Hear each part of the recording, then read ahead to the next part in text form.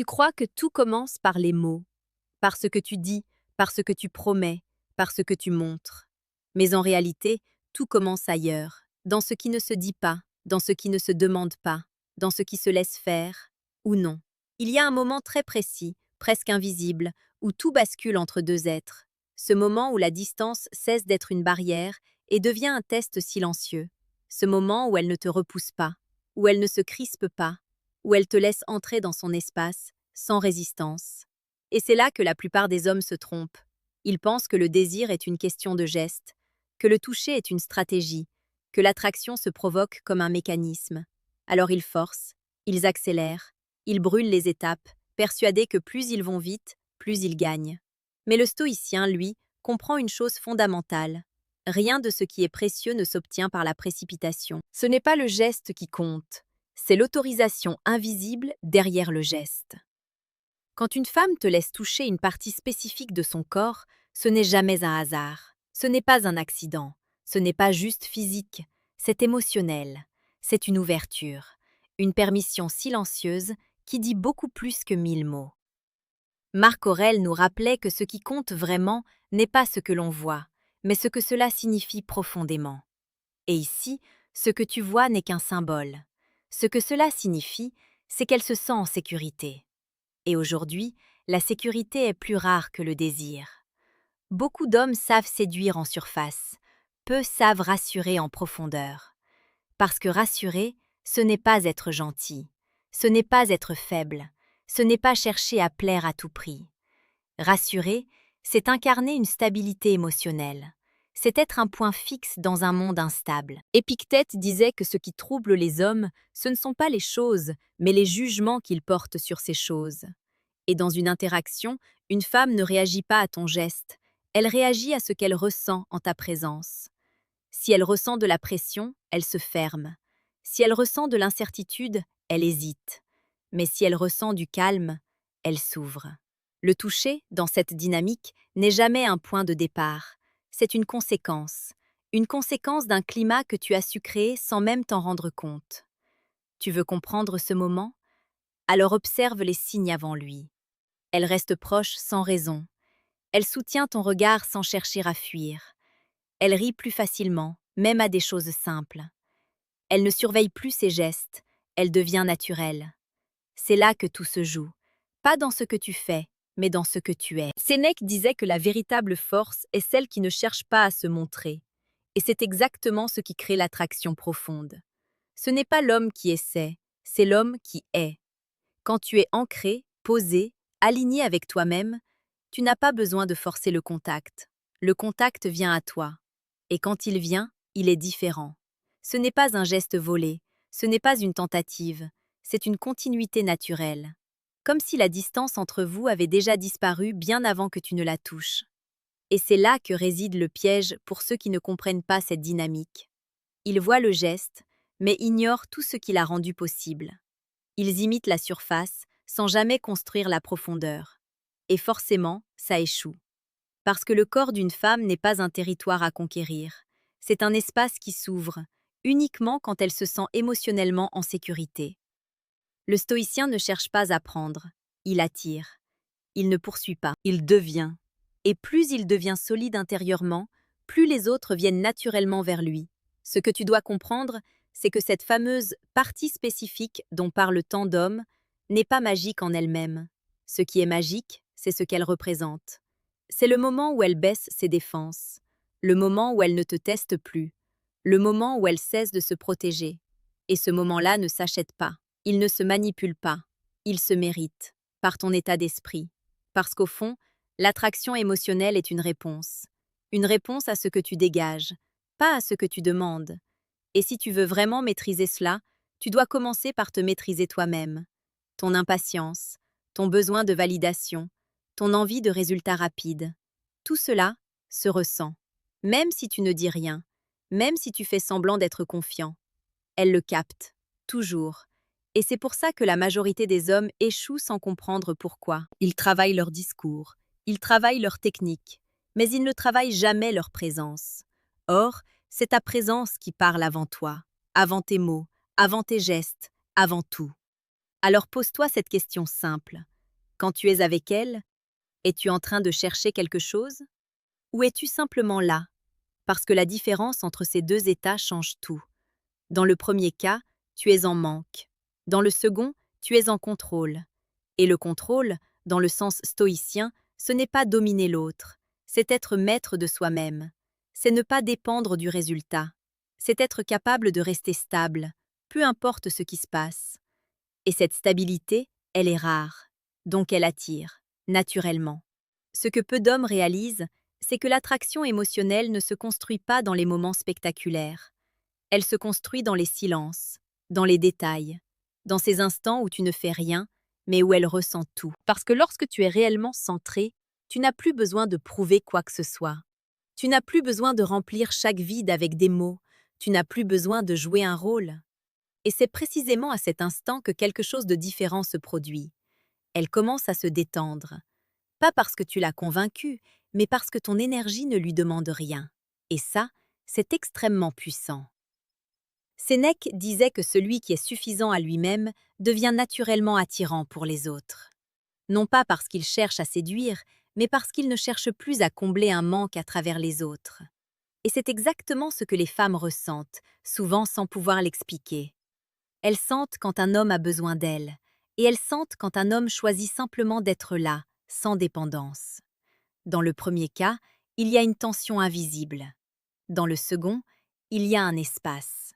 Et c'est dans cet espace que naît l'attraction véritable. Revenons à ce moment précis, ce moment où elle te laisse entrer dans sa zone personnelle sans résistance, ce moment où elle ne recule pas, où elle ne bloque pas, où elle ne met pas de distance. Ce moment n'est pas le début de quelque chose, c'est le résultat de tout ce que tu as été avant, parce que bien avant ce geste, elle t'a déjà observé. Elle a observé ta manière de parler, ta manière de réagir, ta manière de gérer l'imprévu. Elle a observé si tu étais stable ou fluctuant, si tu étais centré ou dispersé, si tu étais sûr de toi ou dépendant de son regard. Et sans que tu t'en rendes compte, elle a construit une perception de toi, une perception émotionnelle, pas logique, pas rationnelle, mais profondément instinctive. Épictète enseignait que nous ne contrôlons pas les événements, mais seulement notre manière d'y répondre. Et c'est précisément dans ces réponses que tout se joue. Quand quelque chose ne se passe pas comme prévu, est-ce que tu te crispes? Quand elle ne répond pas immédiatement, est-ce que tu perds ton calme? Quand il y a un silence, est-ce que tu te précipites pour le combler? Tous ces micro-comportements en disent bien plus que tes grandes phrases, parce qu'ils révèlent ton état intérieur réel. Et c'est cet état intérieur qui détermine si elle va s'ouvrir ou se fermer. Tu veux comprendre ce fameux signal dont parle tant d'hommes? Alors oublie le geste, regarde l'avant. Regarde si elle est à l'aise dans le silence avec toi. Regarde si elle reste proche même sans stimulation. Regarde si elle te regarde sans tension. Ce sont ces éléments qui préparent tout. Le toucher, lui, n'est qu'une confirmation. Et c'est pour ça que le stoïcien ne cherche jamais à accélérer. Il comprend que forcer un moment, c'est le détruire. Marc Aurèle écrivait que la nature ne se presse jamais, et pourtant tout s'accomplit. C'est exactement le principe ici. Plus tu es pressé, plus tu bloques. Plus tu es posé, plus tout vient naturellement. Parce que l'attraction émotionnelle n'aime pas la pression.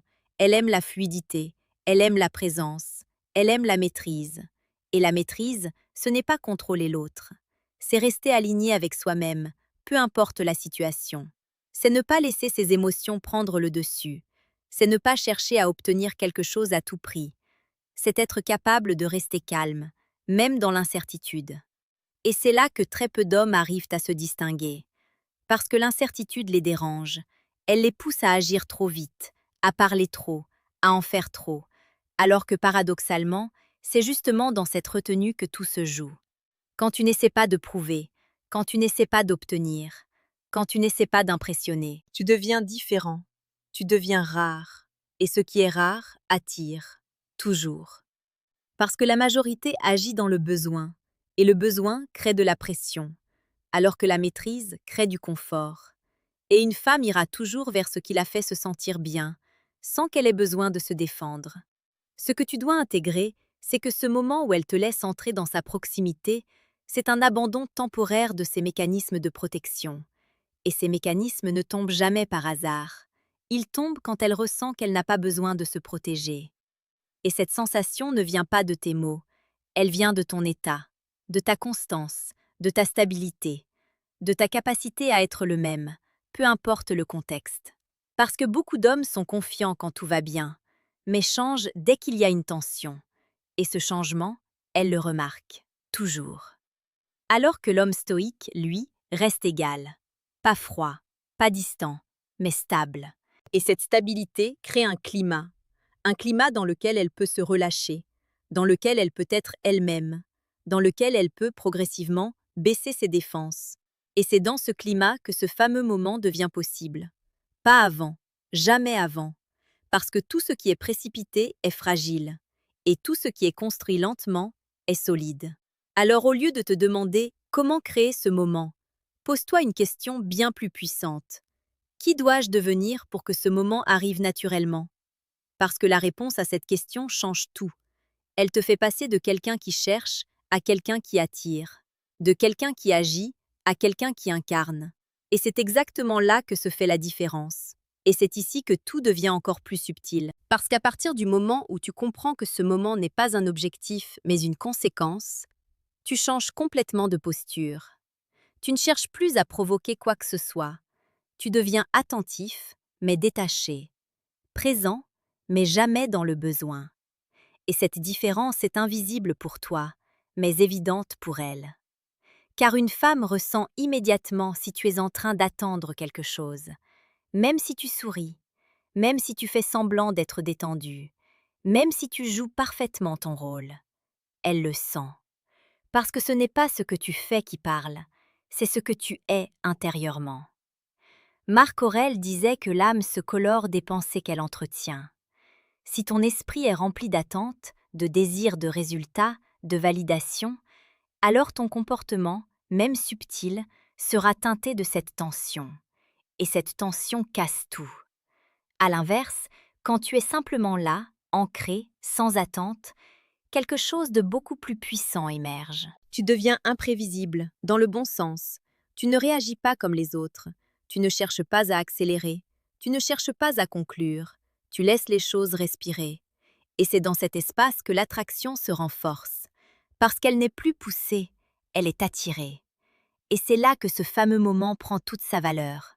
Quand elle te laisse accéder à cette proximité, à cette zone qui d'habitude reste protégée, ce n'est pas une invitation physique, c'est une validation émotionnelle. C'est sa manière silencieuse de dire « je me sens bien avec toi ». Pas « je suis impressionné », pas « tu m'as convaincu », mais « je me sens en sécurité ». Et entre ces deux choses, il y a un monde. Parce que l'impression disparaît, mais le sentiment de sécurité reste. C'est pour ça que tant d'hommes vivent des débuts intenses, puis des distances soudaines. Ils ont su impressionner, mais ils n'ont pas su stabiliser. Ils ont créé de l'excitation, mais pas de fondation. Et sans fondation, rien ne dure. Sénèque nous rappelle que ce qui dure est toujours ce qui est construit sur quelque chose de solide. Et dans les relations humaines, cette solidité n'est pas dans les mots, ni dans les gestes, elle est dans l'état d'esprit. Un homme stable émotionnellement n'a pas besoin de courir après les moments. Les moments viennent à lui, parce qu'il ne les force pas, il les permet, il crée les conditions, et ensuite, il laisse faire. C'est ça, la véritable maîtrise. Ce n'est pas savoir quoi faire, c'est savoir quand ne rien faire. Et c'est souvent dans ces instants que tout bascule. Un silence, un regard, une proximité naturelle. Et puis ce moment, presque imperceptible, où elle ne met plus de distance. Et toi, si tu es aligné, tu n'as même pas besoin d'y penser, parce que tu n'es plus dans la stratégie, tu es dans la présence.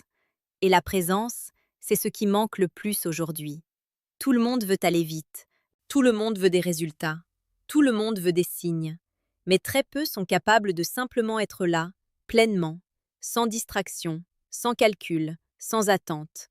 Et pourtant, c'est exactement là que réside le pouvoir. Parce que quand tu es pleinement présent, tu deviens rare. Et ce qui est rare attire naturellement. Alors ne cherche plus ce fameux geste, ne le poursuis pas, ne l'attends pas. Travaille plutôt sur ce que tu dégages, sur ta stabilité, sur ta capacité à rester calme, même quand tu pourrais t'emballer. sur ta capacité à ne pas dépendre d'un résultat, parce que c'est cette indépendance émotionnelle qui crée l'attraction la plus forte, pas celle qui impressionne, mais celle qui marque, celle qui reste. Et c'est exactement pour ça que certaines femmes se souviennent d'un homme longtemps, même s'il n'a rien fait d'extraordinaire. Parce qu'il leur a offert quelque chose de rare, un espace sans pression, une présence sans besoin, une stabilité sans faille. Et ça ne s'oublie pas. Petite parenthèse, les amis, j'ai créé un manuel complet sur la séduction stoïque. Il t'apprend comment parler avec maîtrise pour créer une vraie attraction. Le lien est en première ligne de la description. On continue. Si tu es encore là, c'est que tu comprends déjà que ce que je partage ici va bien au-delà de la séduction. Il s'agit de devenir un homme que rien ne déséquilibre facilement. Un homme qui ne cherche pas à prendre, mais qui attire naturellement. Alors prends un instant, observe-toi, dans tes interactions, dans tes réactions, dans tes silences, et demande-toi si tu es vraiment présent ou si tu es en train de chercher quelque chose. Parce que cette réponse change tout. Et si tu veux continuer à développer cet état d'esprit, à comprendre en profondeur les dynamiques invisibles qui régissent l'attraction et les relations, assure-toi de rester connecté ici. Ce n'est que le début. Et ce que tu vas découvrir ensuite pourrait bien transformer ta manière de voir les choses, définitivement.